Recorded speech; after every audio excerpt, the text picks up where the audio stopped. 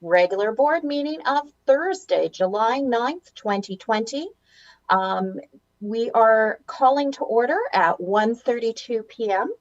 I would like to acknowledge that we are meeting on the traditional territories of the Sechelt and Squamish First Nations, and we're very honored and privileged to do so.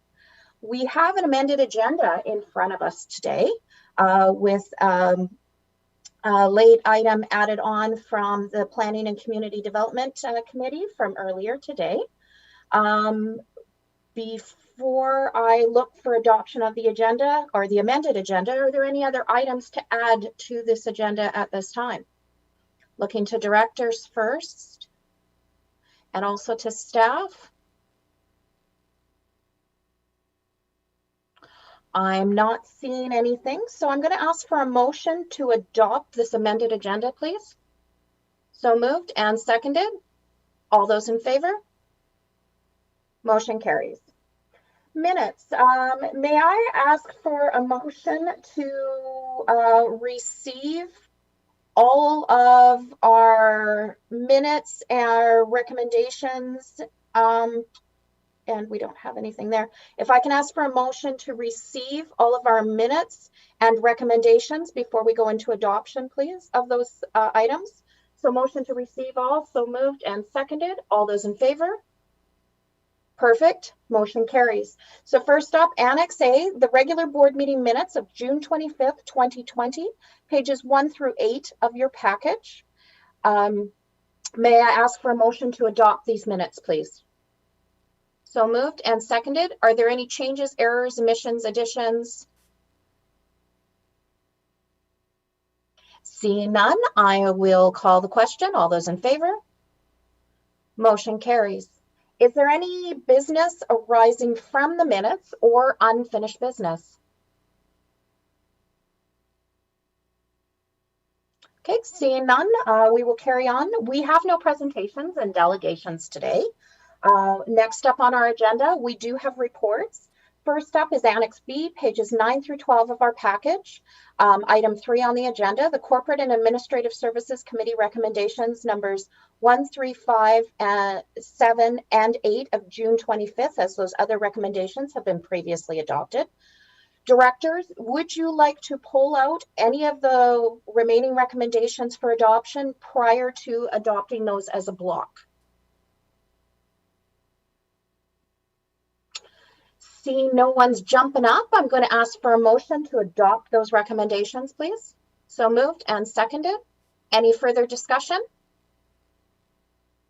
Seeing none, I will call the question. All those in favor of adoption? Thank you. Item 3A, this is our last minute item from earlier today, the Planning and Community Development recommendation number 4 of from earlier today. Prior to asking for an adoption of this recommendation, I'd just like to go to the corporate officer and our GM Planning and Community Development.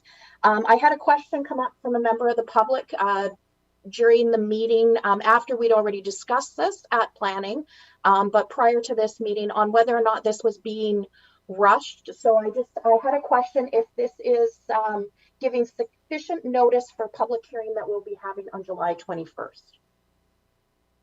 So either Ms. Reed or Mr. Hall.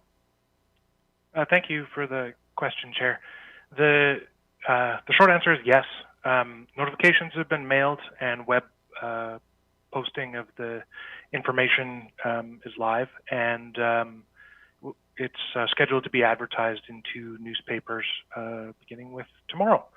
So we're following all the legislative requirements when it comes to notification period, and this is all the process is as we would typically follow for an application like this.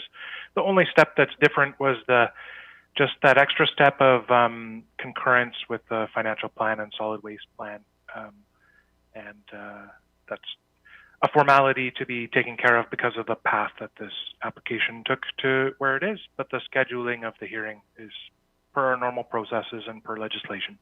Thank you. Wonderful. Thank you, GM Hall. I appreciate that clarification. So with that, I'm going to ask for a motion to adopt this recommendation, please. So move. Oh, just 1 second. I'm going to, because this is a rural planning issue and because this one has been pulled, corporate officer, can you clarify that all board or it's only rural areas that can vote on it or actually move this recommendation and vote on it? Thank you, Chair. This recommendation should be voted on by rural directors only. Okay, thank you for that clarification, corporate officer. Okay, so I'm going to ask the rural directors, may I have a motion to adopt, please? So moved, Director Ties. Seconded, Director Lee. All those in favor? All those in favor, okay, and opposed? I'm assuming Director McMahon, you're still opposed? Yes, and you would like that registered as well. Thank you. Okay. Okay, with that, we have no communications. That motion carries with one opposed, sorry. With that, we have no communications, no motions today, but we do have bylaws.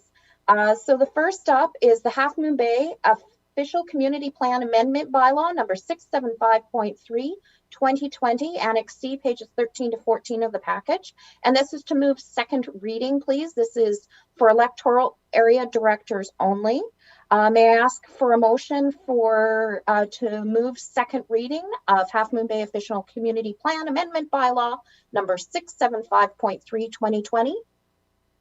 Electoral, so moved, Director Lee. Seconded, rural areas. I need a seconder, please. Seconded, Director Hiltz.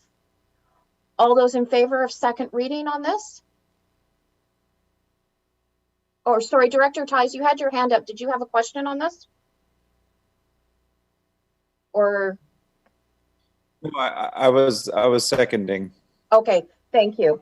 Thank you for clarifying. So once again, I'm going to call the question for second reading, electoral area directors only. Those in favor? And I guess I'm number 3. Those opposed? Director Hiltz and Director McMahon. And would you like that registered? Yes, thank you. Next up, Annex D, pages 15 to 16 of the package, Sunshine Coast Regional District Zoning Amendment Bylaw, number 310.174, 2020, electoral area directors only, 1 vote each. And this is to move second reading. Rural directors, may I have a motion for second reading, please? Director Lee, seconded Director Ties. Any further discussion on this? Seeing none, I will call the question. All those in favor? Those opposed? Director McMahon and Director Hiltz, would you like your opposition noted as well? Of course, thank you. Second reading passes. Up next, we have our director's reports. We're going to go a little out of order. I know I typically put myself last, but today I'm going to put myself first and give everybody else a chance to finish up their reports. So just a few things that I've been up to over the last couple of weeks since we last met. June 25th, I had 2 events after that very long day of meetings. I attended the Half Moon Bay Community Association, AGM. I'm very happy to see community involvement and help them move forward with their AGM and be a part of that. Also that evening, there was a community consultation with BC Timber Sales, Senco organization, and with the Egmont community in regards to logging in the Egmont area.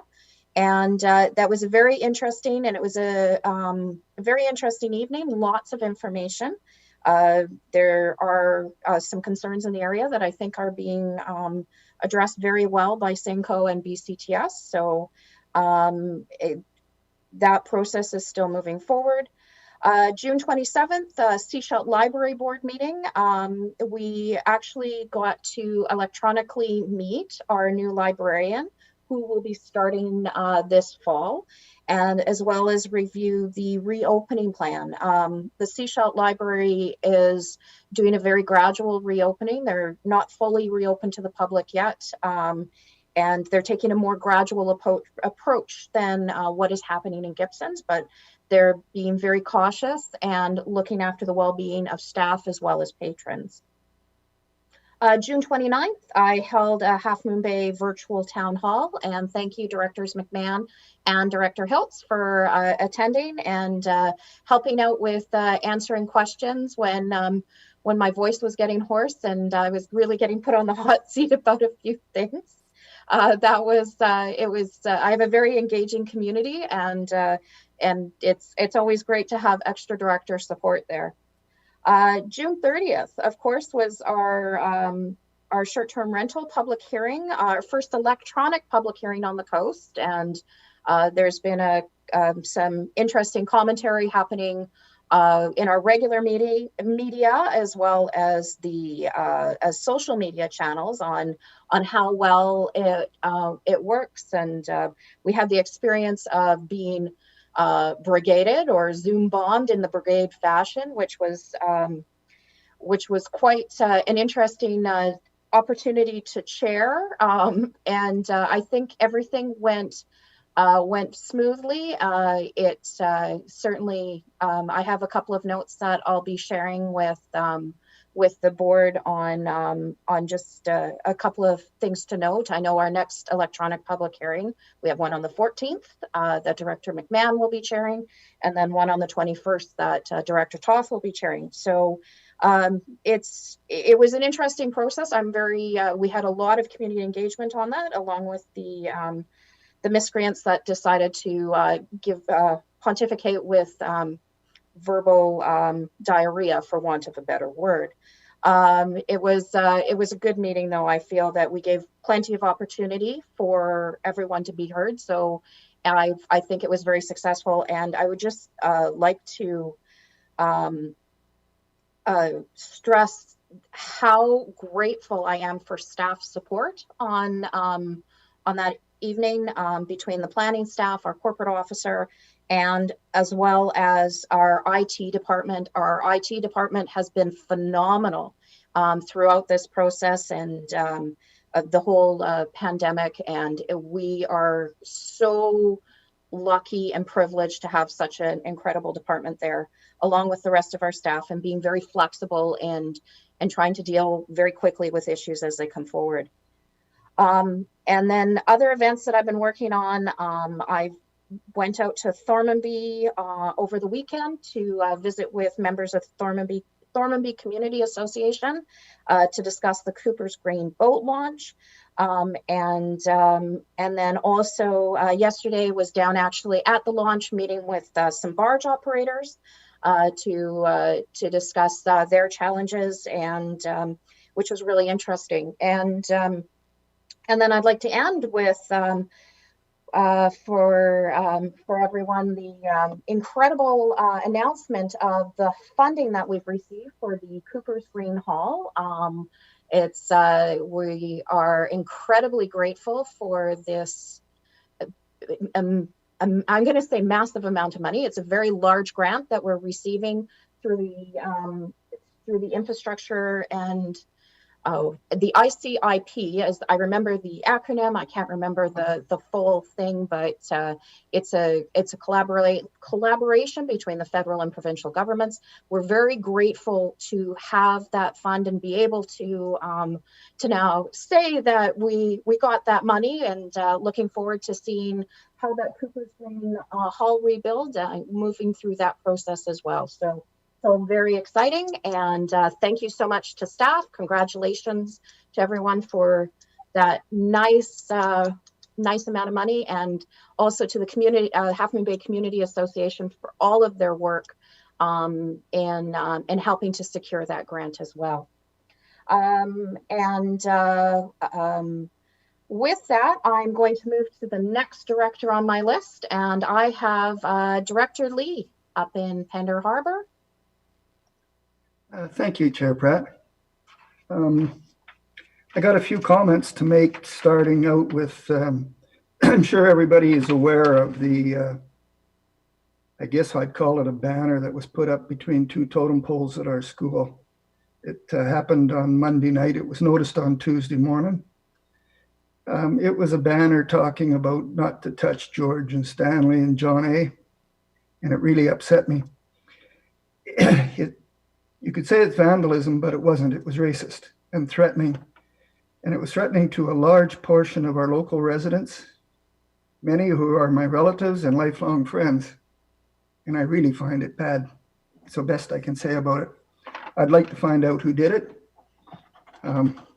It's not acceptable. I'm proud to say that it was widely condemned by our local community. And there's no place for it anywhere, but especially in Pender. A large percentage of our permanent population are of Indigenous heritage, and we're proud of them. And we're proud of our children who embraced the totem pole's creation and installation at our high school. And it was representative of the people that came before us, and it's meant to honor them. So I just hope we can find the person that did it. But it's a reminder that we all gotta be careful what we say and do, and we have to fight racism wherever we find it. So that's that. Now I'll go on to some stuff that my director's report. Good news is that we have some successful bylaw enforcement. We had a shed moved from the property line to a more appropriate location. And boy, it made the neighbors happy. So it's good news on bylaw enforcement. It does work. It takes a while, but it does work. The A&A Trading are doing some logging up in Malaspina. And I was tipped off to a chunk of forest that our Suncoaster Trail goes through. And so I wandered up there, and it was through a patch that was never logged, and it's right on the highway. And being an old logger, I've seen that before, but it's getting to be so rare. And so I got active to make sure that A&A Trading knew it was there and weren't going to do it. And so I'm walking through it with them tomorrow. It's up in what they call Malaspina, and it's the head of, you look over Ruby and Saginaw Lake, beautiful spot. There's new trails between Lee Road, Mixall Lake, and Catherine Lake, and they're really great trails to walk, and they make a nice loop. And my neighbor actually played a big part in building them, and he named it after his dog. He calls it Sally's Trail. I guess the dog was there all the time he was building it. So, and the final thing is the Senco North Lake Community Meeting. It was very well attended, and I must say Jordan, Louie, and Debbie Hinsby, and Amanda and Tom, the team that presented, were very patient, and they put up with a lot of stuff they shouldn't have had to put up with. Comments like shouldn't be logging and all that stuff.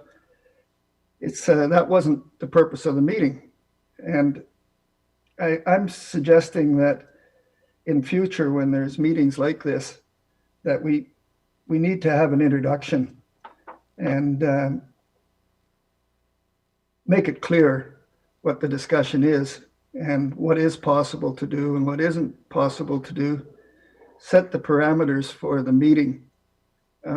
There was comments like you can't log and we shouldn't log, and that isn't at all what the meeting was about. The meeting was about what they could do to mitigate the concerns of the local residents.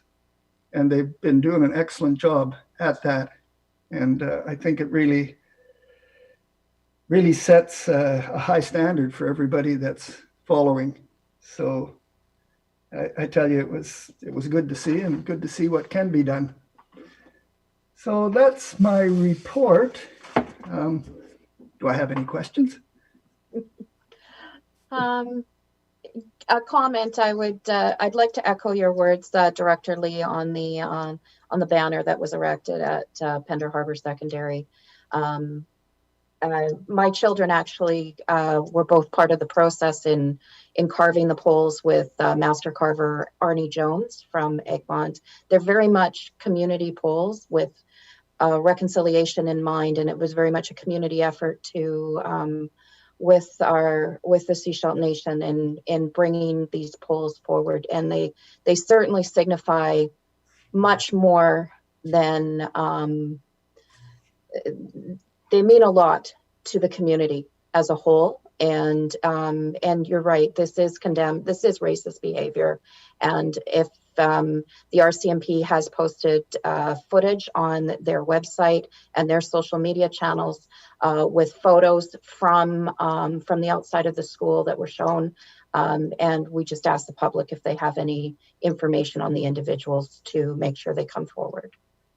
Yes, I was so disappointed that it happened. I took it as a personal insult. Yes, So, very much so. very bad. Yeah. Thank you, Director Lee. Next up, I have Director Ties and from Roberts Creek. Thank you, Chair.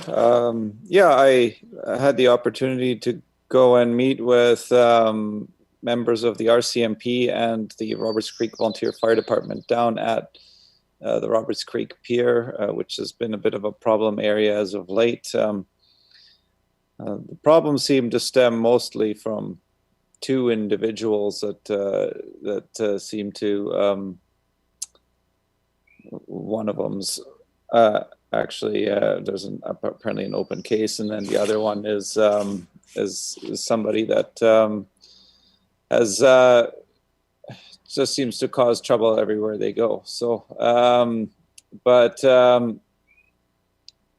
overall, I think it was a very good discussion. There seems to be some enthusiasm by the RCMP to get to know our bylaws better, and because they are able to issue bylaw tickets, apparently, and I think it'd be great for staff and RCMP to connect and give them a bit of a briefing on how we can get some more bylaw enforcement happening without us having to actually have people there, especially after hours. And apparently the volunteer fire department members used to be able to issue bylaw tickets as well, and which is something I wasn't aware of. And so that might be something that could be looked at as well. Of course, I don't see anybody from the volunteer fire department giving a violation ticket that isn't related to fire safety, but there's still some opportunity there, I think. So that being said, I think otherwise, I think there's some oh yeah, the public hearing.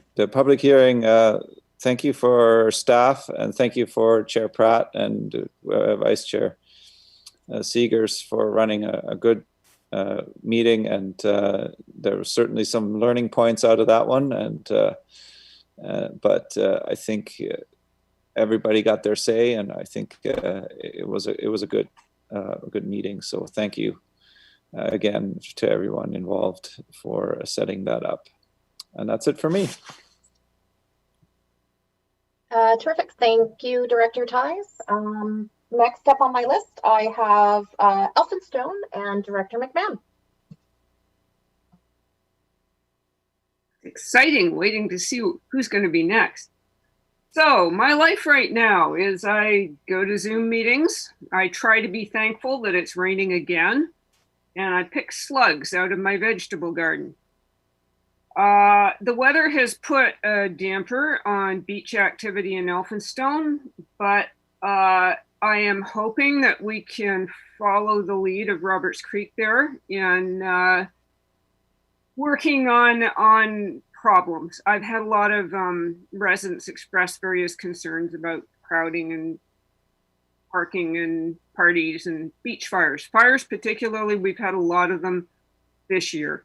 Lots and lots of people are going to the beach to roast weenies. But the smoke, goes right back into people's houses, and they understandably get tired of it. I have been sitting in on a number of meetings with the Climate Caucus. The Climate Caucus is a nonpartisan network of elected local leaders working on climate change issues. There are 554 members right now. And I've been sitting in on meetings of the buildings group, the carbon budgeting group, the forest carbon group, and the zero waste group. And, boy, are these issues, we're trying to formulate policy that can help municipalities affect change. And much of this, of course, involves senior government. So we're working away at it. It's a real interesting situation. The other night I attended the first in-person meeting of the Trails Society since COVID. It was at Mission Point out in the park, where it swiftly got very cold. The Trail Society is an umbrella group whose purpose is to coordinate trail usage between various user groups, including hikers, cyclists, equestrians, dirt bikers, ATV riders, etc. We have a huge network of trails on the Sunshine Coast, with more all the time because people are out there building them, and usage is really increasing. So it's a good group to have, but it's a challenging group, and more work needs to be done going forward. I do enjoy the names of the trails on the Sunshine Coast. Those of you who don't go out on bikes probably won't know that we have trails like Wicked Ditches, Fuzzy Hugs, Pineapple Express, Cunning Stunts. It would have been much more interesting if mountain bikers had named geographical features rather than British officials. But I have been meeting with a local stream keepers group, and I will be meeting with them again this weekend to start an assessment of Chester Creek. This is one of the larger creek sheds on the Sunshine Coast. The tributaries encompass much of Area E, and the creek has been heavily impacted by land development, roads, stream diversions, climate change, etc. Historically, Chester was one of the best salmon streams on the coast, and there was still a pretty decent salmon population there as recently as 2015. But recently, conditions have declined to the point that this may no longer be a fish-bearing stream. And we're very concerned. There are a lot of active slides out in the ravine. From my office window here, last week, I heard 4 trees at different times go crashing down the embankment, which is pretty worrying. And so the stream keepers will be working with DFO and other groups to try and get a full creek habitat assessment and a rehabilitation study and a management report. And we really need that. And I look forward to working with them and providing all the SCRD support that we can to get this done. Thank you. Terrific. Thank you, Director McMahon.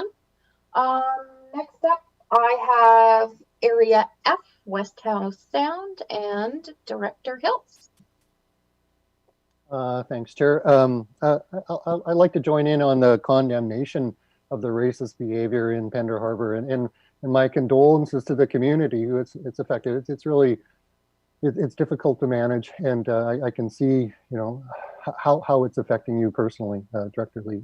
And my respects to Director Paul as well. And the BC Timber Sales meeting in Egmont on June 25th I saw a count of about 140 people attending that meeting.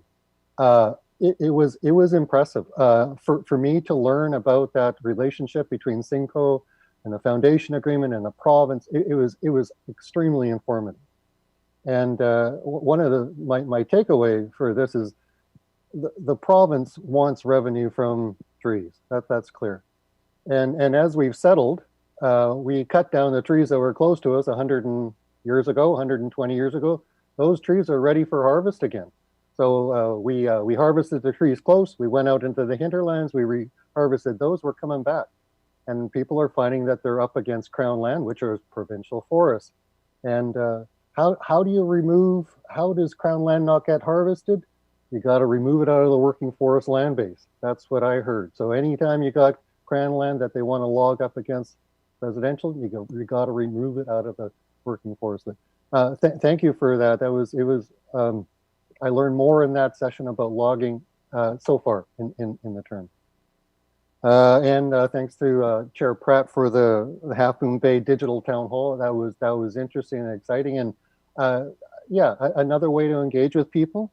Then there's the Let's Talk Water. Way to go, staff. I participated in it through the Zoom platform rather than the YouTube streaming. And it is a superior, more satisfying experience to have those little Q&A boxes and the chat box at the bottom. Even if I don't want to use them, it felt like I was more participating rather than kind of watching something from a distance. So that the Zoom platform is a webinar I do find to be a more satisfying digital experience. Public hearing, mission accomplished. Yeah, all the way around. Yeah, it was really tremendous. So I think that's it from Mary F. Terrific. Thank you, Director Hilton. Thank you for mentioning the July 7th Let's Talk Water, and hands up to you, Remco, and your team for that as well. It was a great event to have, and I'm so also onto that. Those weekly water updates are fantastic that the team is putting together, and thank you for that. But it was a good informative session on the 7th, so thank you. Next up on my list, I have Director Paul from the Sechelt Indian Government District.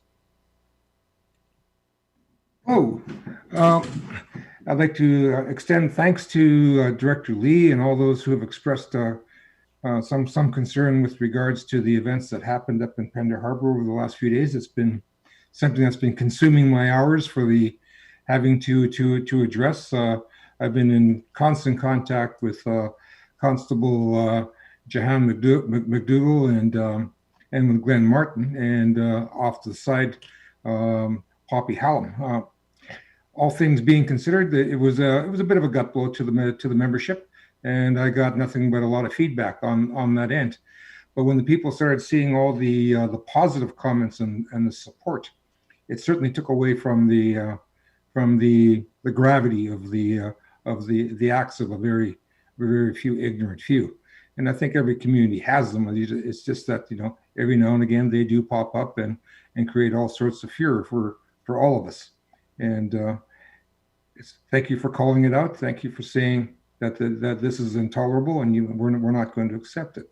And I'm absolutely confident that Poppy and her team will do the best they can to bring this to a swift resolution. So thank you very much for that. TKO and BCTS, I didn't get to attend it on the advice of one of the guys who actually made it a rather loud event, which was Nick Simons. He said, "Oh, don't worry about it. You can take that one off, and I'll hold forth for you." And apparently he did. At least that's what I heard. It was a very well attended event, and I'm really proud of my team. 4 years ago, we didn't have a forestry group, and we've managed to cobble one together in a real hurry, and they've done amazing things in a very short period of time. So I'm very, very proud of them. I thank you all for attending. I know I got a call from or actually a text from Patrick Wheeler shortly thereafter, and from Nick saying, you guys got a good team, and whatever you're doing, keep doing it. So I think that we're on to a bit of a winning formula. I know that BCTS, they're not quite as used to these public events as they lead on. It became apparent rather quickly that they were a little bit shell shocked, but nonetheless, that's a good thing, because public engagement is something that and openness and transparency is what are hallmarks, and we should always hold people into open discussion and forums. So that was a great and wonderful thing. My understanding of where we are with internally, we're now open. Businesses are doing what we're doing. We've got we're at about 40% capacity in all our units now, all our buildings. We're planning on potentially putting together the ECE program or the Momimon School. We're talking about the potential of it opening up before the end of the month. So that's at least on a graduated scale. Once we get all the PPE stuff and the safe work plans all put together, they've been working hand in glove with the First Nations Health Authority, their guidelines on return to work. We've got ourselves into good discussion with First Nations Health on several items, and that's been the other part of my life, is I still have to deal with the federales on a fair bit of stuff, and that's been consuming my hours. So all things considered, it's been a rather interesting few weeks, and I'm sorry I missed the last one, technical difficulties, which Samir has roundly kicked out the door, and I'm back. And so thank you IT for getting me back, and I thank you for keeping me away from the auditors, because that's where I would have been today if I wasn't able to log in today. So with all of that, I think that's all I really have. So. Well, thank you very much for standing up the auditors and being here with us, Director Paul. We appreciate that. With that, I'm going to move over to the District of Sechelt. Whoever unmutes first, I guess, gets to talk first. Director Toth, Director Seegers. I go first. I know that Darnella can just backfill the gaps, things I forgot to mention. So, yeah. I don't have a ton to report other than part of that same funding announcement for Cooper's Green was also an announcement of approval for money for our Hackett Park accessible stage. So we're hoping to move that forward quickly. And our total project for that's around $365,000 or thereabouts. So that was good to get some federal and provincial funding to help us out with that. The Canada Day parades went really well, almost without a hitch. We ran late almost 5 minutes into the first parade, and we stayed late the remainder of the day, but everyone was in good spirits about it, and Director Seegers and Chair Pratt were both participating, and yeah, it was a lot of fun. Spoke to members of the community both before, during, and after the parade, and everybody loved it and was really appreciative. So it'll be interesting to see next year if we can actually put the parade back downtown again, or if people are going to demand that coming out to their neighborhoods is the new normal, and we're going to have 3 parades every year in Sechelt instead of 1. Unfortunately, I missed the Let's Talk Water. Thankfully, it was recorded, so I have every intention of going back and watching it again. But thank you for staff for putting that on, and also the weekly updates as mentioned. Those are quite useful and quite informative. And finally, I'm involved in the bid review committee for a new ops center in Sechelt. We actually had our final meeting this morning before PCD, and our manager of financial services is frantically trying to get his report finished so that we've got it moving forward at next week's council meeting. Our public works and parks guys have been out without anywhere to properly work. They've been working out of rundown trailers since 2013-ish. Yeah, getting a nod there. So it's about time we get them back into a building. So that's my report. Great, thanks, Director Toth. And I can't believe I actually forgot about the Canada Day parade on one of the things that I'd done, because it took up a lot of a day to be on 3 separate parades. But man, was it ever a lot of fun, and going everywhere. And so thank you to the District of Sechelt and the Sechelt Downtown Business Association for putting that together. And I know Director Toth and Siobhan Smith had a lot to do with getting that going. So thank you. And with that, I'll go over to Director Seegers to backfill. Thank you. Yes, to backfill. I want to comment on Director Toth first. Every year, he steps up and acts as parade marshal for our parade. And this year, he actually designed the routes, managed the registrations, got everybody lined up, made sure he had enough volunteers to make that happen. And the comments that came back from the community were phenomenal. While we were driving through the parade, and I'm sure Chair Pratt heard this too, people were just yelling out, "Thank you. Thank you for doing this." And then some of the comments I got were things like, "This is the first time that I've actually been out in my community, and even though we're distanced from each other on our driveways, we're interacting with our neighbors, and we haven't done that for a long time."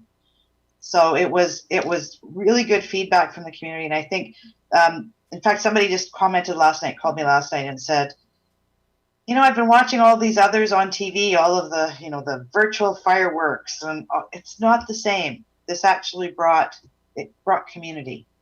So I want to thank, Director Toth, because he put a lot of his heart and soul into that. So then, what else have I got here? I've been focusing on things like daycare. We know we need a lot of daycare in the District of Sechelt. I've talked with Director Paul, and they need staff at their facility. They could have more students or more children actually at the facility, but they need more staff to man it. So I've had conversations with Capilano University, conversations with School District 46 to find out their plans, and we're looking at putting some kind of process together so that potentially a District of Sechelt, we may be building some facilities as well, but working with Capilano University to ensure that there's staff, local staff, who would get paid a decent wage to work in these facilities, because it's needed everywhere. It's one of the foundations, I think, of our economic development here on the Sunshine Coast, particularly what we're going through right now with the COVID-19. We have we have district staff. I don't know about the regional district, I haven't asked, but District of Sechelt, we have staff who can't come back to work because they don't have daycare. And if it's impacting us, and it is impacting other businesses, et cetera, up and down the coast, and that's an economic impact. What else have I got here? Another thing I've been focusing on is the opioid crisis and the overdose prevention site. The directors have all been invited. We are looking at putting together an education session for elected officials on the Sunshine Coast, just gathering the rest of the names, etc. And we may be reaching out to the Sechelt Nation in order to do it at their band hall, because we need to be physically distanced. But it is when this tent was put up, it actually, and I brought it up at our board, and I know it came up at the council in Gibson's. There are a lot of elected officials who haven't necessarily been involved in the conversation, and so there's education that needs to be done at our level to be able to support the community. So that's what we're looking at doing. And as I said in the invitation that came out, this is something that the community action team was planning on doing when COVID hit. We actually had dates all sorted out and everything else, and then COVID hit. So we need to get that happening. Upcoming invitation to directors on the 22nd of July at our committee of the whole session. We have some guest speakers coming in and talking about social procurement. And these are part of I forget the acronym, it's the Coastal Communities Social Procurement Initiative or something like that. Yeah, so they're going to be coming in and speaking with us. It'll be at 3:00 in the afternoon. So if you want to join in for that presentation, you're welcome to come. District of Sechelt, we are at 60% capacity with our staffing. We're open to the public from 10 till 3. And we asked the other day about our taxes, because property taxes, as you know, if we don't get property taxes, we have to actually borrow to pay the regional district beginning of August. something like $6 million.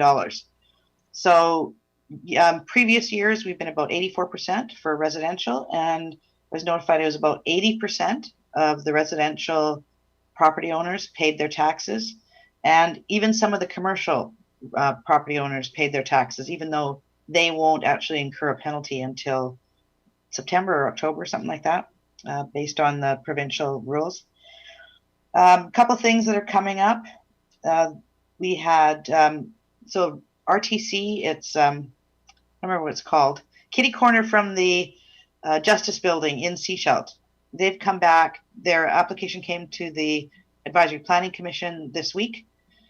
They're looking at changing their design somewhat. It will still be 20 units, but instead of 5 buildings, they're looking at 2 buildings with a terraced kind of overlooking the ocean. And then another one that came forward is Mills Road. We're looking, a development came forward, came to council initially for permission to proceed. Council gave it permission to proceed. They've gone ahead and done some work, but it'll be for 44 townhouse units. There'll be 2 and 3 story units. The 3-story units will actually have a lock-off suite in the basement so that it could be used as part of the residence, or it could be for a rental. So APC had some good comments going back to the developer. Developer was there and they interacted some. So we'll see what that looks like coming forward. But we desperately need smaller units on the Sunshine Coast, smaller and more affordable. These will not be affordable as such, but they're more affordable than, I mean, we've got single family houses averaging close to 600,000. And for starter homes, that's just not affordable for a lot of the people on the Sunshine Coast. One final piece is I want to commend Director Paul as well and his staff. I've been attending all of the sessions up in Egmont with Director Lee. And it is interesting to watch the interaction of BC Timber Sales and Senco. And what I have to say is that the Senco staff actually are bringing humanity to the conversation. So, but very direct, you know, like the questions that people are coming up are saying, well, one of the questions, this came out on one of the meetings was, how much could we pay you to have you not log this? So there's no understanding of the process and why BCTS is actually doing this in the province, right? But the comment back was, that's not a conversation for this table. That's a conversation for the province, right? So just basically laying it out. So I want to thank you for the staff you have and the amazing job they've been doing up there. I think that's it. Thank you very much. Terrific. Thank you, Director Seegers. Moving on through, last up on my list is the Town of Gibsons and Director Kroll. Thank you, Chair. I'd also like to extend my sort of comments towards Director Paul and Director Lee, and what's happened is, you know, it's very sort of heartbreaking when we tend to be sort of rather chauvinistic about our communities and we're proud of them, and when something like this happens, it just leaves a bad taste in everyone's mouth. And I just, you know, I hope that the perpetrators can be caught. We've got situations that have occurred in Gibsons where it'd be lovely to know who the perpetrators were. But, you know, it is encouraging when you see the backlash that comes against this kind of action in social media. So there is hope. Not a lot to report from here. We too have a public hearing coming up on Zoom, which will be interesting because we've got 3 combined into one. There's an issue with regard to a cannabis production facility, a new bylaw on secondary suites, and let's just to throw a little excitement into the mix, short-term rentals, all in the same evening. So it's going to be interesting to see how long our meeting goes. Gibsons, as of the 13th of July, is going to be going on to chlorinated water. It's a a temporary measure while the tie-in to the Parkland Reservoir is done. And this is getting us a little bit closer to us supplying water to stage zone 3. So we'll be on chlorinated water from the 13th to mid-August. So if anyone's thinking of running down here to fill up your tanks with unchlorinated water, forget it. This week at our planning and development meeting, and the bylaws went on to council for first and second reading, we have introduced a invasive weed bylaw, which will finally give the bylaw enforcement people some teeth to deal with invasive weeds, something probably very dear and near to Director McMahon's heart. We've also introduced a tree preservation bylaw. So rather than someone just buying a lot and clearing everything in sight, there'll be some directives and guidelines come along with that.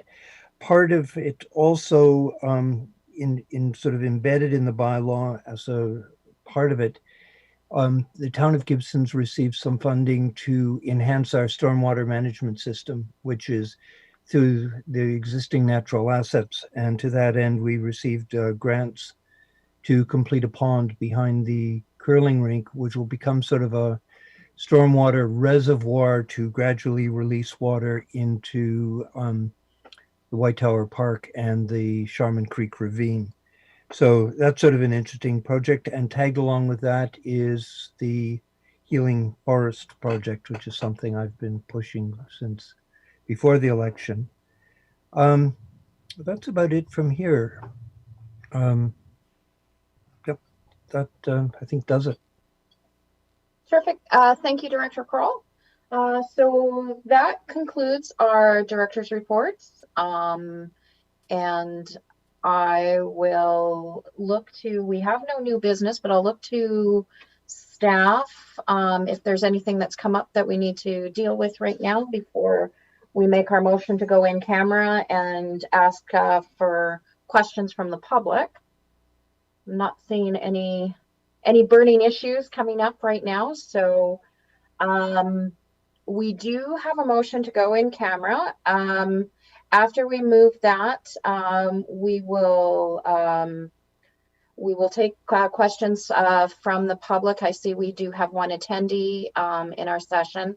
If there are questions, when you're moved into the webinar, you will, it'll appear that you've gone offline. Just be patient. You'll come back online into the webinar.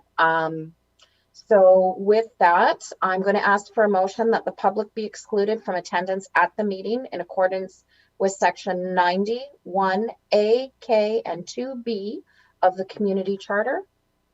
So moved, seconded. All those in favor? Motion carries. So with that, we will go to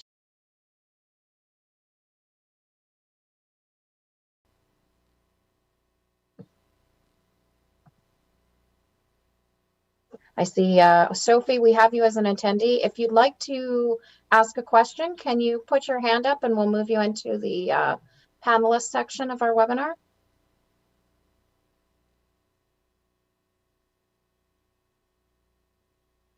Or if you have no questions today. Okay, well, there we go. Wow, under an hour for a board meeting. That's fantastic. Okay, so with that, thank you very much to the public for joining us. I'm going to go to IT to ask to put us into in camera, please.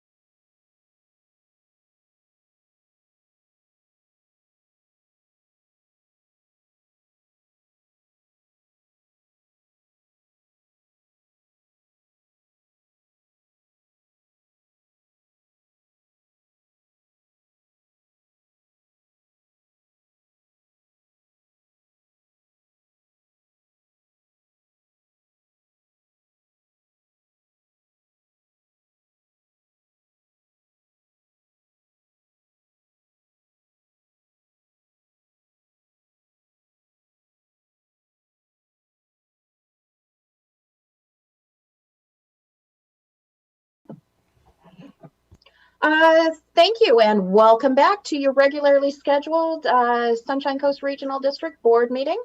We are process-wise, corporate officer. Do you want me to make an additional open motion, or are we okay with the release of items from in camera being that motion? Chair, my preference would be that we make the amendment to the in-camera clause in the open meeting now to add the section 91C. Okay, terrific. Okay, so may I have a mover to amend our going in camera clause to 91C, please? So moved, seconded. I'm going to call the question. All those in favor? Motion carries. Corporate officer, you're good to go with that? Perfect. Okay, so with that, if there's no more items for our regularly scheduled board meeting of July 9th, I'm going to ask for a motion to adjourn, please. So moved, seconded. All those in favor? Motion carries. Fantastic. Thank you, everyone, for joining us today. Thank you to our IT team there in the background and our recording secretary, Jennifer Hill, and Director Seegers. I see you. It's not even 3 o'clock. I know. That's awesome. Terrific. Well, oh my gosh.